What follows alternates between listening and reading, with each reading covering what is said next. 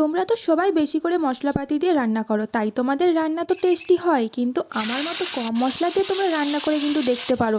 কথা দিলাম তোমরাও কিন্তু হাত চেটে ফুটে খাও। তোমরাও তখন নিজেরাই বলবে কম মশলা দিয়ে যদি এত সুন্দর রান্না করা যায়, তাহলে আমরা বেশি দিয়ে মশলা করতামই বা কেন। আর তাছাড়াও বেশি করে মশলাপাতি দিয়ে রান্না করা খাবারটাও তো শরীরের পক্ষে ভালো না, তাই না? আর আমরা সবাই সপ্তাহে অন্তত দুবার তো কম মশলাযুক্ত খাবার দিয়ে রান্না করে খেতেই পারি। তেমন কিছুই না, তোমরা যেরকম করে রান্না করো সেরকম করেই করবে, শুধু মশলার পরিমাণটা একটু কমিয়ে দেবে। আর তাতেই দেখবে তোমাদের রান্না কতটা টেস্টি হয়। তারপরে আমাকে কমেন্টে এসে তোমরা বলে দিও। আর আমি দেখো কতটা কম মশলা দিয়েছি, তাতেই দেখো কতটা মশলা মশলা লাগছে। আমি মশলাগুলোকে কষিয়ে আলু দিয়ে তারপরে আমি জল ঢেলে দিয়েছি। তারপরে যখন ঝোলটা ফুটতে শুরু করবে তখন আমি সব মাছগুলো দিয়ে দিয়েছি।